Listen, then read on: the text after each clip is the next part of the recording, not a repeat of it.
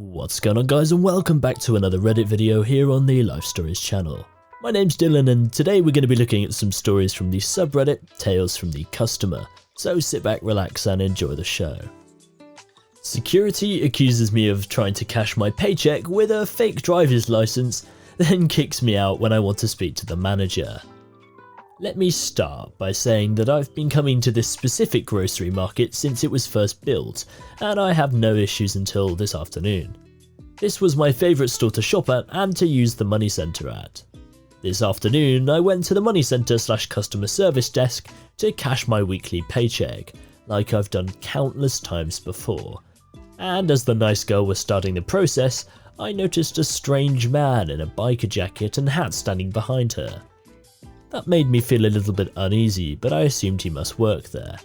He walks over, and as she tells him the computers are being slow, he grabs my state driver's license and says, "You had someone come in early and try and cash this check."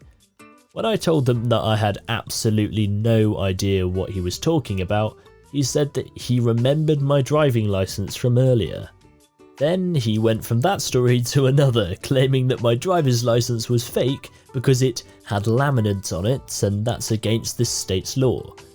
Calmly I asked if he was seriously accusing me of trying to use a fake ID to cash in a check, even though you have to type in your social security number for the process to go through. He didn't budge from his accusation. I told him it was the stupidest thing I'd ever heard, then I told the girl I wanted my ID and check back. I will admit I dropped a couple of expletives towards this guy at this point because I was so flustered. So, as I'm walking towards the exit, I stop and talk to the lady monitoring the checkout lanes and pointed to the man and asked if he was the manager. When she told me he was not, I said very politely I needed to speak to a manager. Once he noticed this, he runs over and says he's security, pulls out his little identification card and tells me to leave. The lady just shrugged her shoulders like there was nothing she could do, and he followed me out saying leave before he called the cops. I complied, though not before I gave him a piece of my mind. Well, I immediately called and spoke to someone claiming to be a manager on the phone, and she said she would review the cameras and see what happened, but that was hours ago and I've not heard back. They have lost me as a customer for good unless I receive some form of apology for the embarrassment of the situation and the hostile nature of his communication with me. When a customer is unhappy with how they're treated by security, especially when they've not done anything remotely illegal, and asks for a manager, they should not be able to kick you out of the store just because you don't want to look like an idiot for accusing a customer wrongly. Any advice on what to do next? I'll just chalk it up as a loss and move on? Or go higher up the food chain, so to speak, and call corporate?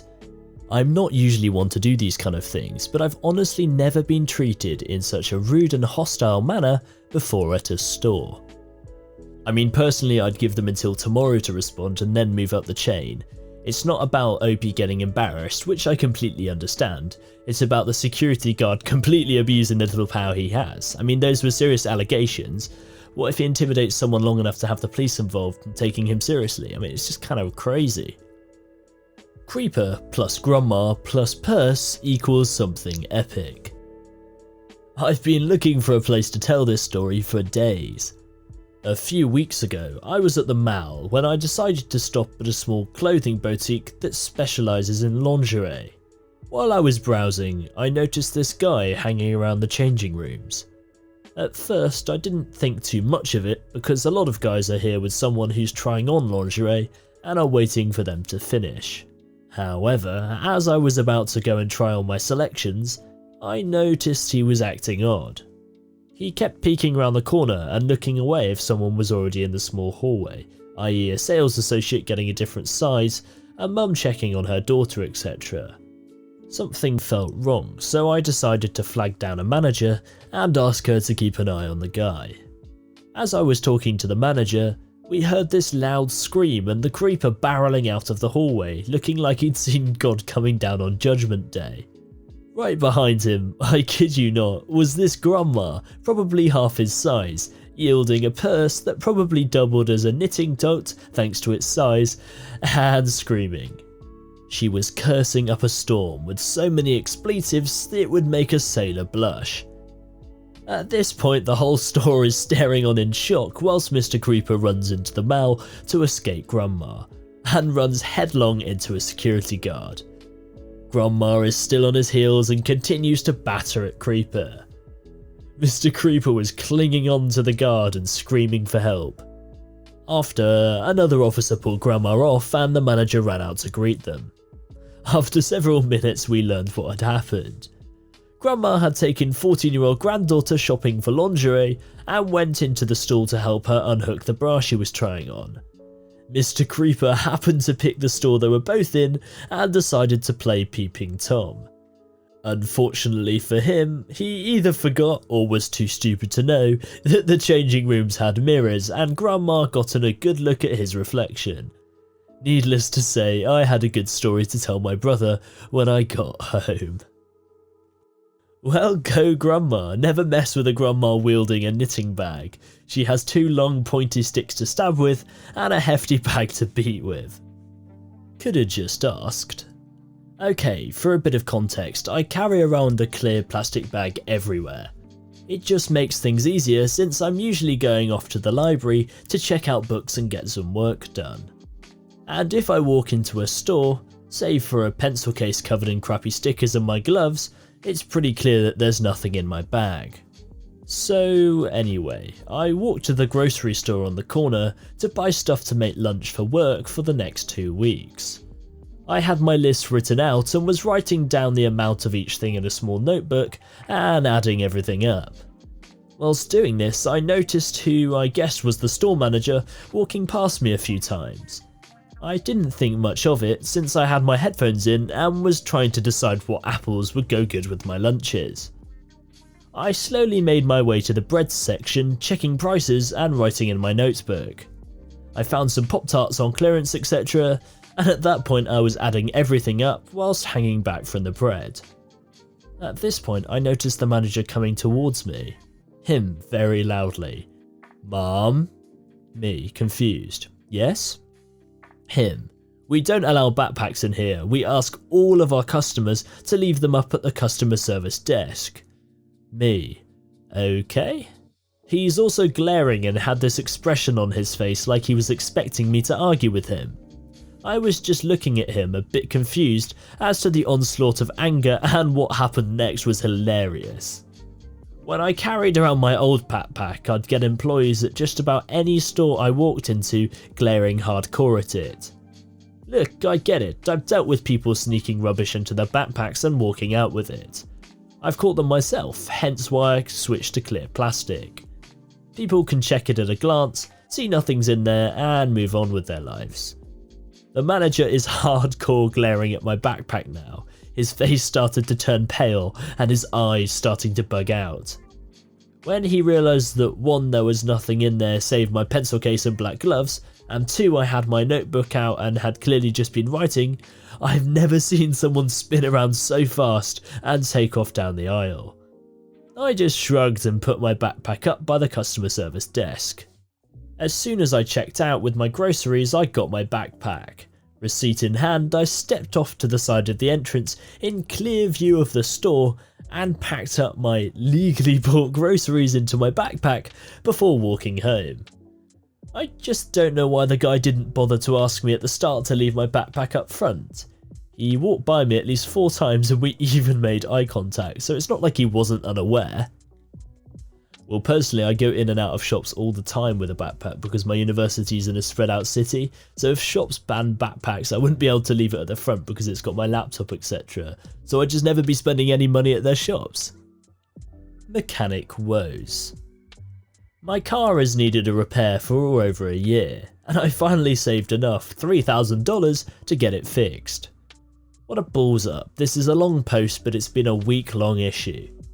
I was told that they would need the car for only 1 day, but they called to say it would be ready tomorrow.